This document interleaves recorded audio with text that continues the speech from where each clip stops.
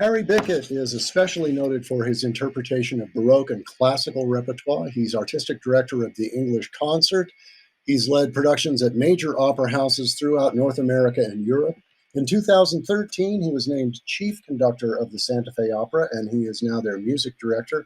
This season, Maestro Bicket conducts Mozart's The Marriage of Figaro and Britten's A Midsummer Night's Dream, and I'm always happy to welcome Maestro Harry Bicket to the studio. Welcome. Thank you. Nice to be here. Harry, first of all, was there a shortened rehearsal process for the orchestra this year? On one level, because of course we're only doing 4 operas this year rather than 5. So we started, I think, a week or 2 later with the orchestra. But in terms of the amount of rehearsal they get to prepare each opera, that hadn't changed. It just meant that at one time, we actually thought that we might have to quarantine the orchestra when they first came out here. So we factored in at least a week of quarantine, which ultimately we didn't actually need, but it was still good to get everybody out here safely and settled in before we started rehearsing. The orchestra is made up of truly some of the finest players from ensembles throughout America, but you folks haven't played together in a year and a half. Did you have to make any accommodations for that, sectionals or other specific work? No, I think that every year is a little bit like that. As an orchestra, we only ever come together once a year anyway. So our first rehearsals are always a little bit of reacquainting ourselves with each other and adjusting. Admittedly, it was double that length this time. But I think, and also, of course, for a lot of the players, this work this summer is the first work they've done.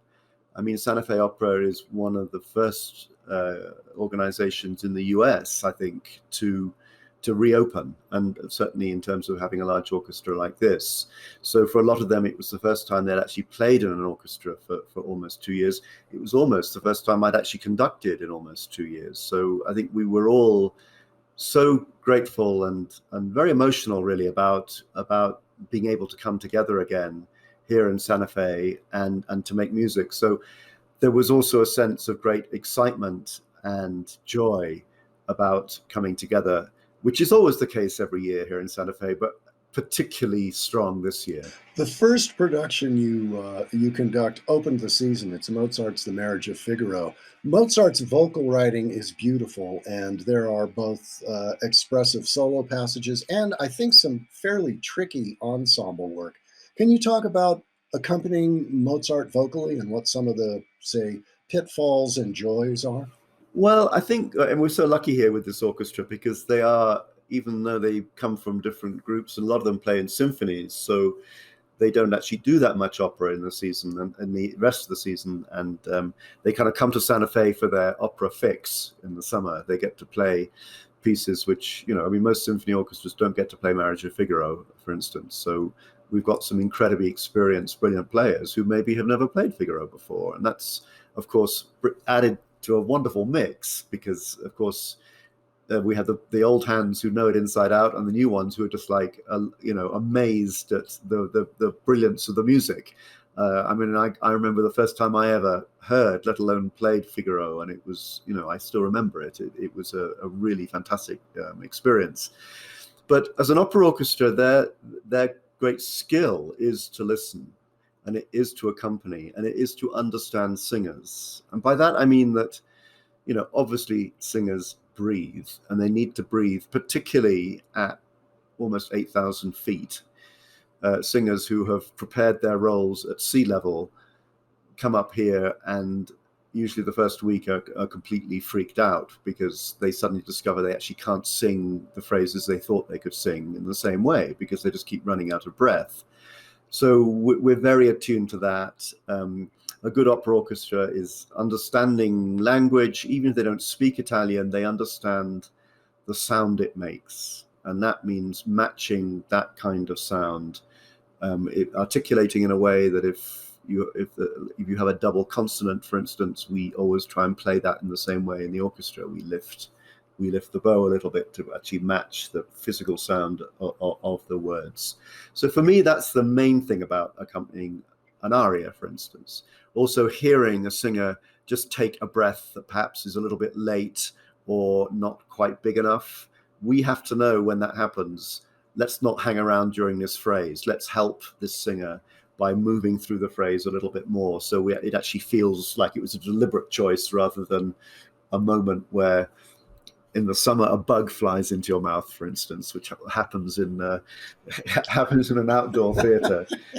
In terms of ensembles, you're right. I mean, it is an ensemble piece, and some of these ensembles. I mean, the Act Two finale of Figaro is a famous feat of concentration. It lasts almost 25 minutes, and there are tempo changes, there are color changes, there are virtuosic passages, there are passages that need to be balanced well with the orchestra and with the singers. So it requires a massive amount of concentration and discipline. But that is also one of the most satisfying things about playing this music, is that it's not only technically and musically very challenging, but the rewards you get from it make it all worthwhile. Then you also conduct the final opera of the season, Benjamin Britten's A Midsummer Night's Dream. So now we're talking about music that was written nearly 200 years later. In the review of the original premiere in Aldeburgh, Howard Tallman wrote that the orchestral colors of the score conveyed a sense of soaring illusion that never wavered. How would you describe generally Britten's music and the music in the opera? Well, I think, it's interesting you put it that way, because I think actually this piece is almost unique in Britten's output. You can see connections, for instance, between Billy Budd and Peter Grimes and Turn of the Screw, Rape of Lucretia, in terms of his language. And I think he was trying to find something different here. I mean, he was almost trying to write a 12-tone opera, but I think he wanted to prove that you could use that kind of musical language but still write music that was tuneful and tonal. But of course, the story is so extraordinary. The Shakespeare play, where you have these different worlds. You have the land of the fairies, of Titania and Oberon and the fairies. You have the land of the mechanicals, these rustic characters who are also wandering through the forest and trying to put on a play for the royal family of Hippolyta and Theseus. Then you have the four lovers who have their own story, but are also wandering through the woods. And so the language of the woodland scenes, which you hear right at the very beginning, is these strange sliding string glissandi, which kind of start on a chord and then they go into a world where harmonically you don't know where they are because they're glissandoing, and then they sort of for a moment arrive on another chord, but then immediately slide away into another chord, which for me is just like being in a forest where you don't see anything, then you suddenly think you see something, and then that thing you thought you saw transforms itself into something else. So it's a very brilliant musical corollary, really, for that kind of beauty, but also danger that everybody feels if you're wandering in the forest at night, and you're not officially lost, but you also don't really quite know where you are. And then for the rustics, he completely changes color, a lot of woodwind, a lot of brass, a lot of rhythmic, incisive, almost country dance type music. For the lovers, the different pairs have different themes, but they all get put together in this brilliant kind of mélange of colors and styles. And also, I would say for the orchestra, it's one of the most virtuosic pieces he ever wrote for the orchestra. He was writing for really the most brilliant players of the day, all of them soloists, all of them virtuosic. And so the orchestra, in a way, it's like a concerto for them, which is also why they love playing it, because it's so technically challenging. And yet the colors and the sounds and the brilliance really keep everybody alive and smiling. And as far as singers and accompanying the singers, is Britten pretty good about giving them their entry note and their tonal range, or are the singers really sort of hanging on and jumping in where they can? It's really interesting. It's really interesting because I think, Britain, I mean, the people he wrote for, some of them are still alive. I worked with a lot of the people who sang in the first performance of this. Marjorie Thomas, who was the first Hermia, Eddie Biles, who was the first Snout. I mean, I worked with them all at English National Opera in the 80s when they were still singing. And so I think Britain knew the strengths and the weaknesses of all the singers. And it's interesting, I do see it. The countertenor was a guy called Alfred Deller, one of the great early proponents of being a countertenor, and was something of a cult figure, but he had quite a small range. So the role of Oberon, which is the countertenor role, is actually quite straightforward. It doesn't have a huge range. And I do notice that before every entry, somewhere Britain has an instrument playing the note that he's got to sing, which in no way to disparage Alfred Deller. I suspect Britain said, I think for this singer, I think I'm going to make sure I give him the note every time before it happens. Same thing with the boys. Of course, we're not using children in this production because we're not allowed to have children because of COVID restrictions.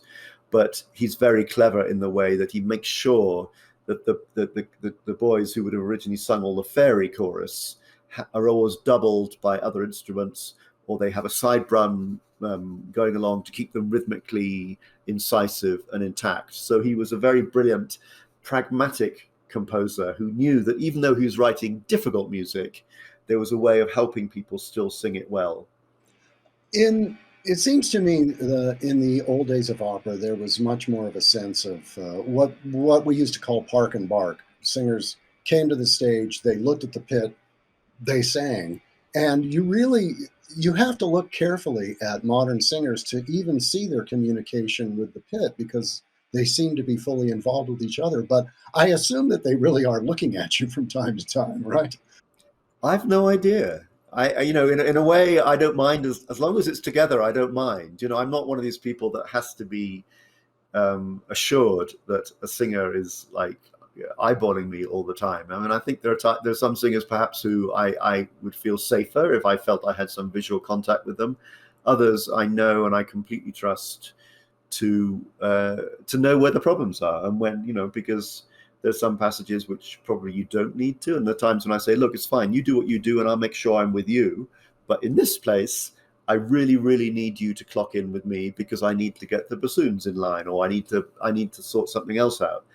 And you're right. I mean, nowadays, this production of Midsummer Night's Dream it's off the charts in terms of the virtuosity, not only of the singing, but in terms of what they've got to do. I mean, if I tell you we have a trampoline on stage, on a raked stage, that gives you some clue as to the kind of degree of virtuosity we're looking at here. But on the other hand, if we can do it, and it is a good visual corollary for what's going on in the orchestra, it's completely thrilling because you get the sense of danger, you get the sense of virtuosity, you get the incredible frisson of seeing someone do something. It's like watching the Olympics. You root for that person to get over the pole vault. And when they do, it's wonderful, So I think that's all part of the theatre and the excitement of live opera, And of drawing the audience into the production so that they lose themselves in time and space. That's really what it's all about. Absolutely. Harry Bicket is music director of the Santa Fe Opera. This season, he conducts both Mozart's The Marriage of Figaro and Benjamin Britten's A Midsummer Night's Dream. Tickets are available at the website santafeopera.org. And Maestro Harry Bicket, thank you so much for joining me again. It's always a pleasure. My pleasure.